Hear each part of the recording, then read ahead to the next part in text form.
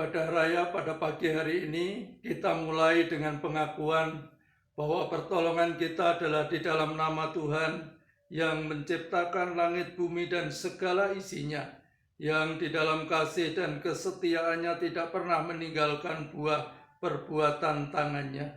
Kiranya turun atas saudara-saudara sekalian anugerah dan sejahtera dari Allah Bapa, Putra, dan Roh Kudus. Amin.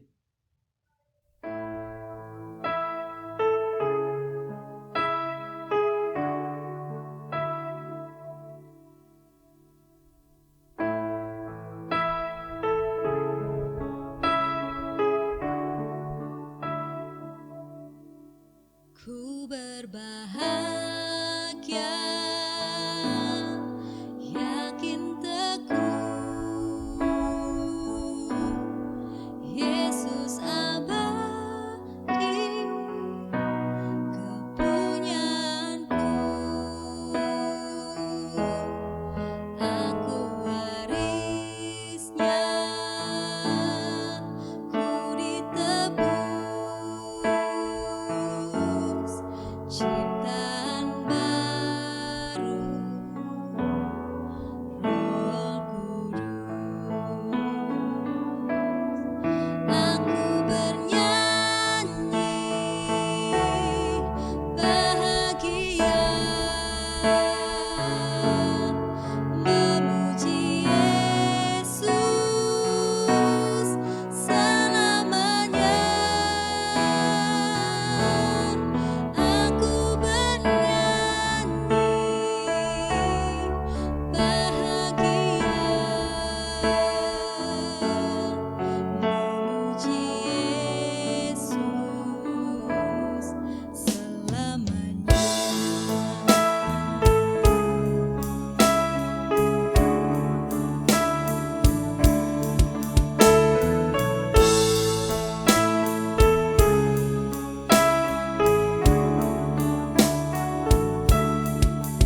Berbahagia, yakin teguh, Yesus abadi, kepunyaanku. Aku warisnya, ku ditebus, ciptaan baru, Roh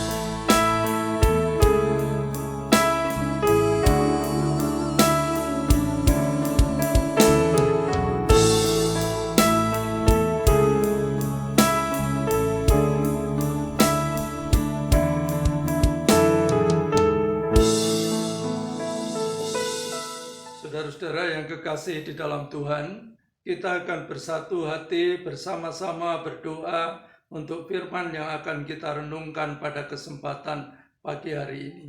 Mari kita akan bersama berdoa. Bapa kami yang kami sembah di dalam nama Tuhan kami Yesus Kristus, di kesempatan yang berbahagia dalam ibadah raya ini Tuhan, kami datang menghampiri Engkau untuk memohon pertolongan-Mu Tuhan, supaya sebelum kami membaca dan merenungkan firman-Mu, Engkau Tuhan berkenan menerangi hati dan pikiran kami Tuhan, agar dengan pertolongan-Mu lah kami boleh mengerti akan kebenaran firman-Mu yang akan kami baca dan kami renungkan bersama pada kesempatan ibadah pagi hari ini.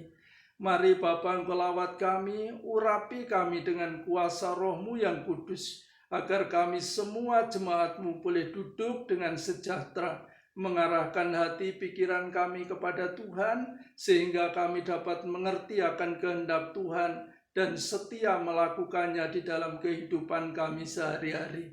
Mari Bapa, Engkau tolong juga hamba-Mu yang akan menyampaikannya. Kiranya Tuhan memberikan hikmat kepada hamba-Mu untuk dapat menyampaikan firman-Mu seturut dengan kehendak-Mu. Kami mengucap syukur dan berterima kasih dan menyerahkan seluruh kesempatan untuk membaca dan merenungkan firman Tuhan ini hanya di dalam nama Tuhan kami, Yesus Kristus. Amin. Saudara-saudara yang kekasih di dalam Tuhan, pagi hari ini kita akan membaca firman Tuhan dari Injil Yohanes pasal 21 ayat yang pertama sampai ayat yang ke-14.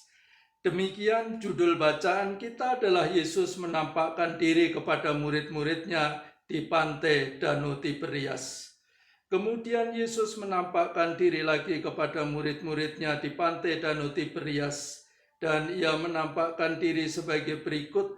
Di pantai itu berkumpul Simon Petrus, Thomas yang disebut Didimus,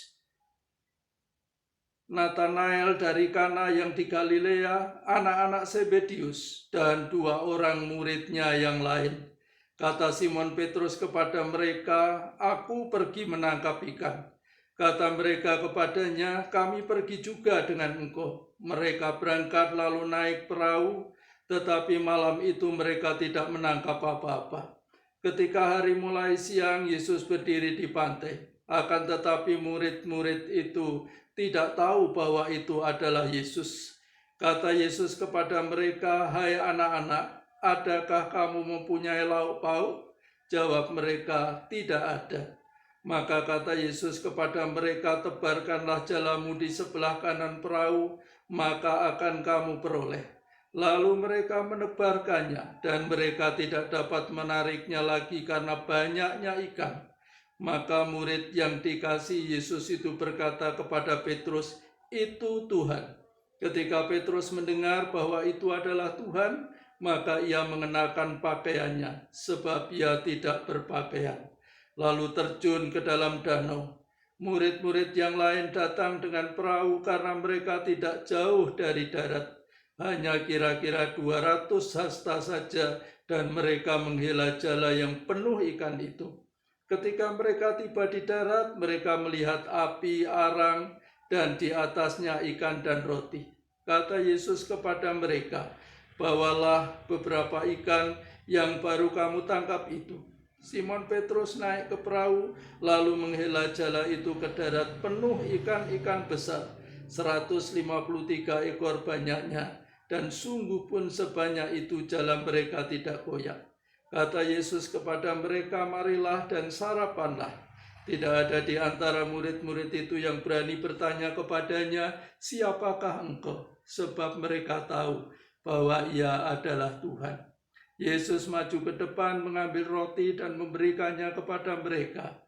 Demikian juga ikan itu. Itulah ketiga kalinya Yesus menampakkan diri kepada murid-muridnya sesudah ia bangkit dari antara orang mati. Amin. Saudara, yang berbahagia adalah kita yang membaca, merenungkan firman Tuhan. Dan terlebih berbahagia adalah kita yang melakukan firman Tuhan itu di dalam kehidupan kita sehari-hari. Amin. Saudara-saudara jemaat yang kekasih di dalam Tuhan Yesus Kristus, sebagaimana yang tertulis di dalam Alkitab kita, setelah kematian dan kebangkitannya, maka secara fisik Tuhan Yesus tidak selalu nampak hadir di tengah-tengah murid-muridnya. Kadang nampak hadir, tetapi kadang kehadirannya tidak nampak. Ini adalah suatu perubahan jika dibanding dengan sebelum kematian dan kebangkitannya dari antara orang mati. Dan karena perubahan itulah maka para muridnya merasa tidak lagi memiliki kepastian untuk masa depan hidupnya. Sehingga 7 orang dari antara 11 muridnya itu sepakat untuk pergi menangkap ikan. Saudara, ini adalah merupakan reaksi dari para murid Tuhan pada waktu itu. Ketika mereka menganggap bahwa Tuhan tidak lagi memberikan kepastian akan masa depan hidupnya. Dan ini adalah keputusan yang tidak terlebih dahulu digumuli di dalam doa. Artinya bahwa Petrus telah mengambil keputusan sendiri dan para murid yang lain pun ikut pergi bersama dengan Petrus. Saudara, tentu ini merupakan keputusan yang gegabah karena seharusnya sebagai murid Tuhan, sebelum mengambil keputusan apapun, mereka harusnya menggumulinya terlebih dahulu di dalam doa.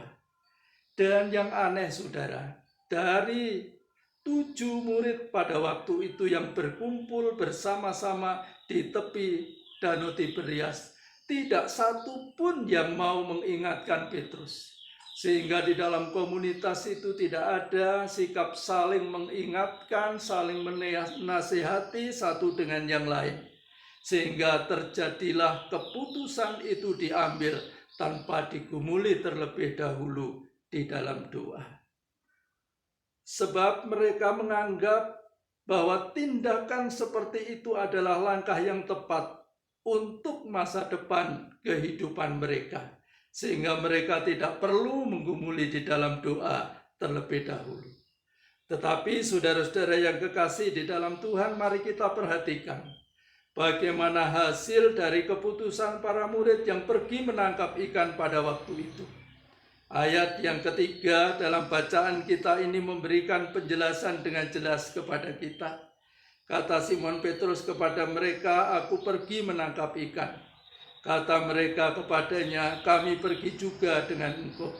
Mereka berangkat lalu naik perahu, tetapi malam itu mereka tidak menangkap apa-apa. Saudara-saudara yang kekasih di dalam Tuhan Yesus Kristus, kalau kita membaca dari ayat yang ketiga, bacaan kita pada kesempatan pagi hari ini, kita melihat walaupun mereka sudah bekerja keras sepanjang malam, menggunakan semua pengetahuan dan pengalaman, bahkan menggunakan semua sarana yang ada. Tapi dikatakan dengan jelas, mereka sendiri mengatakan bahwa mereka tidak menangkap apa-apa. Jadi Bapak, Ibu, dan saudara-saudara yang kekasih di dalam Tuhan, walaupun pengetahuan, pengalaman, sarana, dan kerja keras itu penting untuk kita miliki di dalam kehidupan kita, tapi jika semua itu digunakan dan dikerjakan atas keputusan sendiri dengan tanpa melibatkan Tuhan Yesus di dalamnya, ternyata tidak bisa memberikan jaminan keberhasilan, walau hanya untuk hidupnya pada hari itu saja.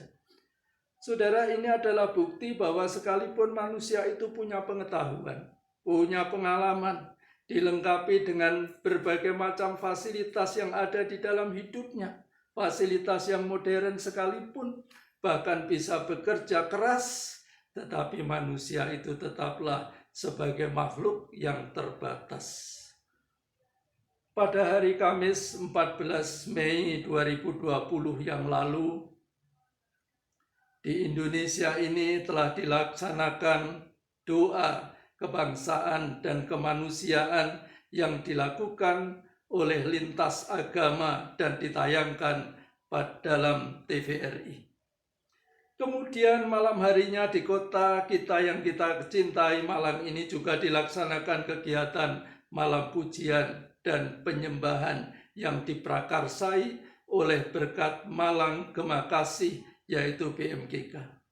Saudara-saudara yang kekasih di dalam Tuhan, doa, pujian, dan penyembahan itu dilaksanakan karena sebagian dari bangsa Indonesia ini sadar bahwa manusia itu adalah makhluk yang terbatas.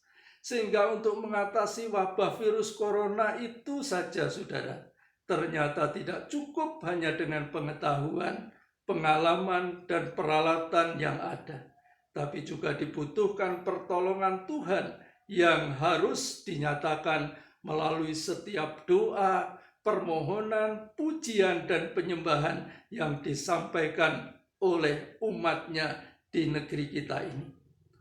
Mari kita bersama-sama memperhatikan apa yang terjadi ketika para murid itu menyadari keterbatasan mereka dan kemudian bersedia untuk mendengar dan melakukan akan kebenaran firman Tuhan yang telah didengar.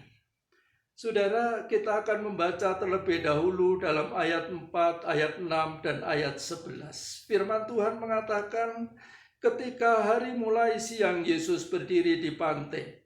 Akan tetapi murid-murid itu tidak tahu bahwa itu adalah Yesus. Kata Yesus kepada mereka, "Hai anak-anak, adakah kamu mempunyai lauk pauk?" Jawab mereka, "Tidak ada." Kata Yesus kepada mereka, "Tebarkanlah jalamu di sebelah kanan perahu, maka akan kamu peroleh."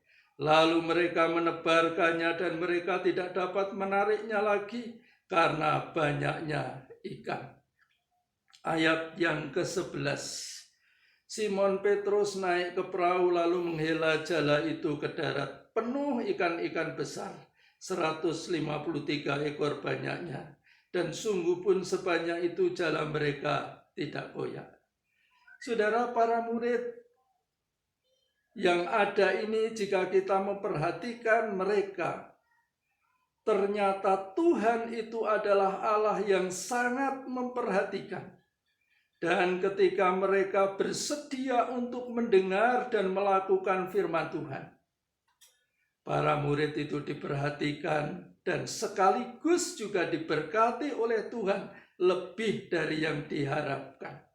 Kita lihat bahwa ketika mereka sudah menebarkan jala sepanjang malam, tentu tempatnya juga di situ. Setiap tempat telah ditebarinya dengan cara yang benar, tetapi tidak satu pun mereka dapatkan.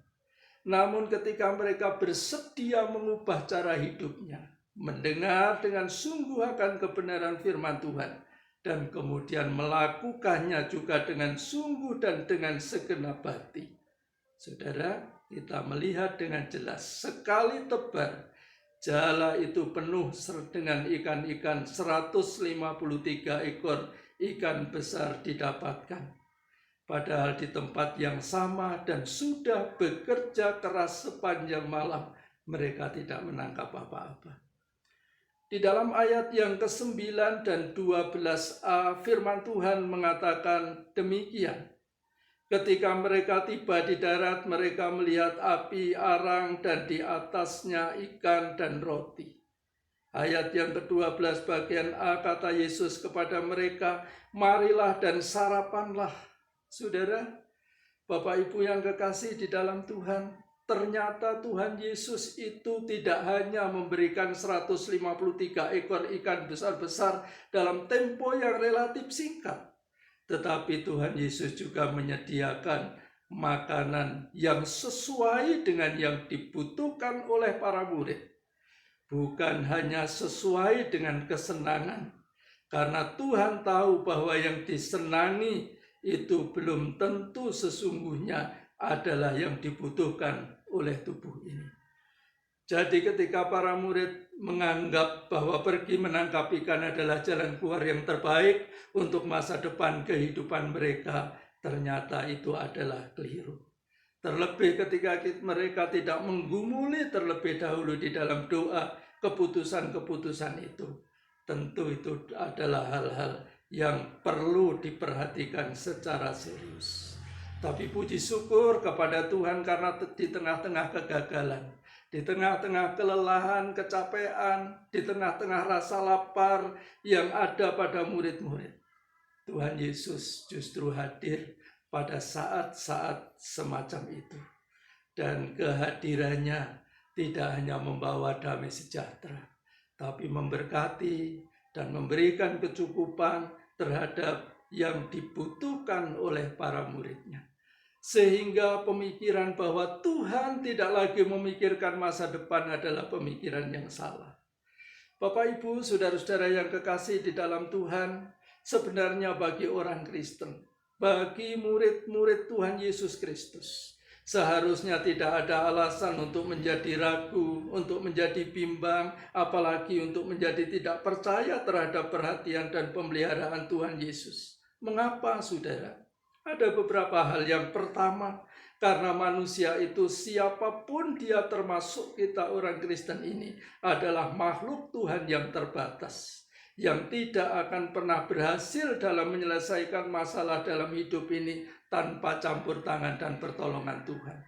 Dan itu perlu kita gumuli, perlu kita renungkan baik-baik, perlu kita sadari.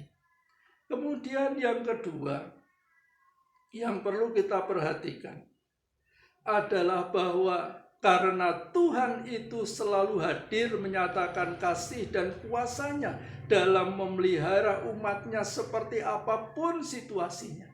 Karena itulah kita harus percaya dengan sungguh-sungguh, tidak perlu ragu, tidak perlu bimbang terhadap pemeliharaan Tuhan.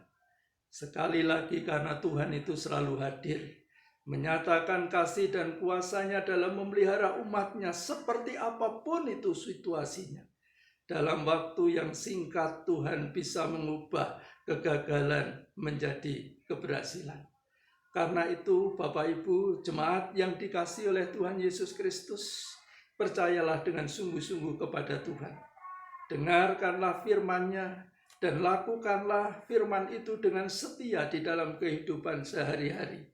Supaya Bapak Ibu Saudara kita semua pada akhirnya akan melihat serta merasakan kuasa Allah yang ajaib itu dinyatakan di dalam memelihara, melindungi, menyertai, dan memberkati kehidupan kita.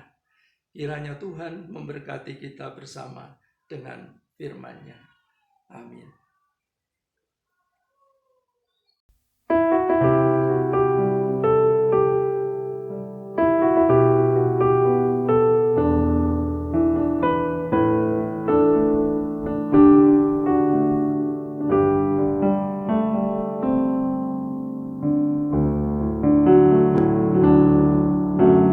Terkadang kita merasa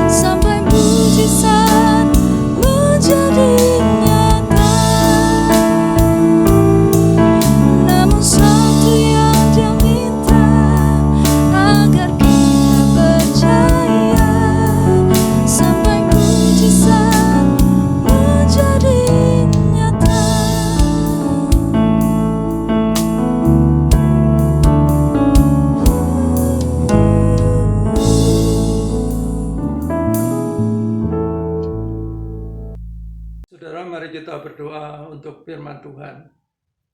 Ya Tuhan, kami berterima kasih dan bersyukur Engkau sudah memberi kesempatan kepada kami untuk dapat membaca dan merenungkan sebagian dari kebenaran firman-Mu. Allah Roh Kudus akan membuat kami mengerti akan firman-Mu dan menguatkan kami, meneguhkan kami untuk setia melakukannya di dalam kehidupan kami sehari-hari. Sehingga kuasa dari kebenaran firman Tuhan itu akan nyata dalam hidup kami. Terima kasih Tuhan, kami bersyukur, kuatkan dan teguhkan iman kami untuk terus berharap, memandang kepada Tuhan dalam segala situasi dan keadaan, agar kami menjadi orang yang tidak ragu, tidak bimbang, tidak kecewa, tapi menjadi orang yang mempercayakan seluruh hidup ini kepadamu ya Tuhan. Terima kasih Tuhan Yesus, terima kasih.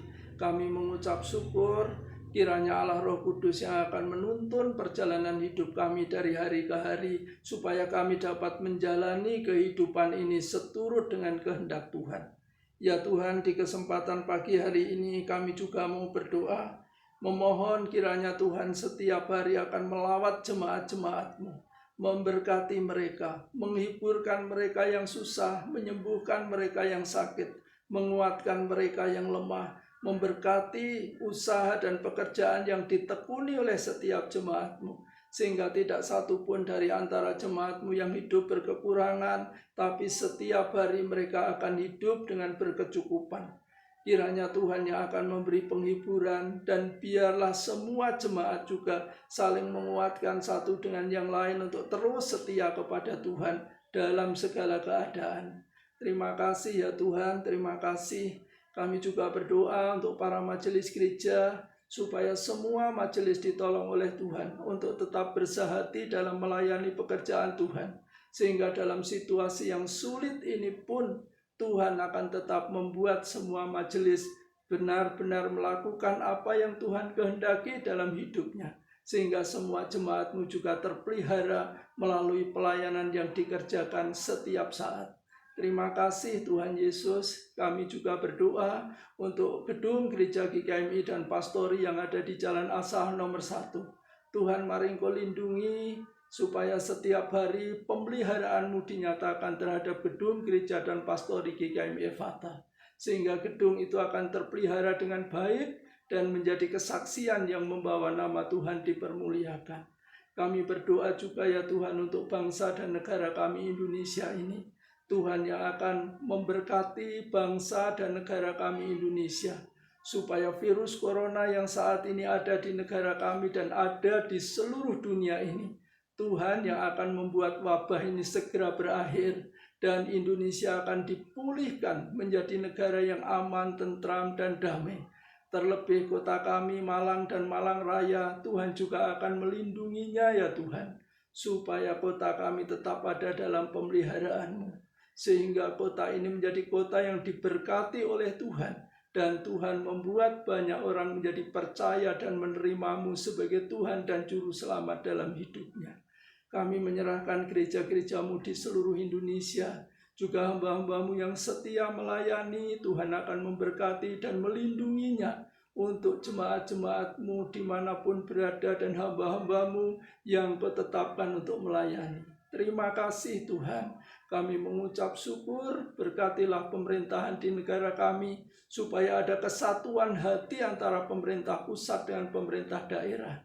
Sehingga dengan demikian Indonesia akan menjadi negara yang aman, tentram, dan damai, hidup rukun, saling menghormati satu dengan yang lain. Terima kasih Tuhan, kami bersyukur. Seru doa kami hanya kami percayakan kepadamu di dalam nama Tuhan kami Yesus Kristus. Amin. Saudara, kita akan mengakhiri seluruh rangkaian ibadah kita pada pagi hari ini. Karena itu saudara-saudara yang kekasih di dalam Tuhan, mari kita akan mengakhiri ibadah kita pada pagi hari ini dalam damai sejahtera, dan kini terimalah berkat Tuhan. Tuhan memberkati engkau dan melindungi engkau. Tuhan menyinari engkau dengan wajah-Nya dan memberi engkau kasih karunia. Tuhan menghadapkan wajah-Nya kepadamu dan memberi engkau damai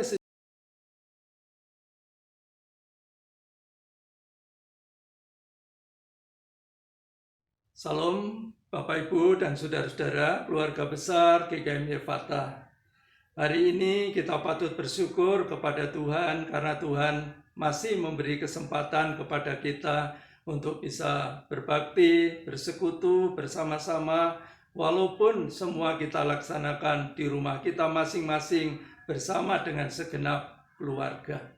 Biarlah kita akan selalu bersyukur kepada Tuhan, menjalani kehidupan ini dengan penuh pengharapan kepada Tuhan, supaya pemeliharaannya selalu dinyatakan kepada kita. Saudara, manfaatkan kesempatan ini untuk terus saling membangun komunikasi satu dengan yang lain, dan saling menguatkan, saling meneguhkan, supaya semua kita jemaat GKMI Ephatha tetap setia sampai selama-lamanya. Tuhan kiranya memberkati Bapak, Ibu, dan saudara sekalian sampai kita ketemu pada waktunya di dalam ibadah raya bersama di gereja kita. Tuhan memberkati kita. Namun satu yang Dia minta, agar kita percaya sampai mujizat